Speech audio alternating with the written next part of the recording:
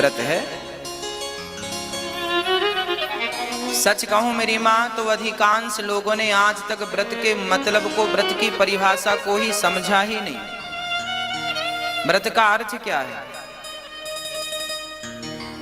एक सज्जन रो रहे थे, हमने कहा क्या हुआ? बोले आज एकादशी थी, हमने लड्डू खा लिया, हमारा व्रत टूट गया। तो हमने कहा इसमें रोने वाली बात क्या है? अरे बोले हमारा व्रत टूट गया। हमने कहा भैया लड्डू खा लिया इससे व्रत नहीं टूटेगा। आज तुम विचार करो कि आज तुमने कितनी बार झूठ बोला है, आज तुमने कितनी बार किसी के बारे में बुरा सोचा है, आज तुमने कितनी बार किसी के साथ बुरा किया है।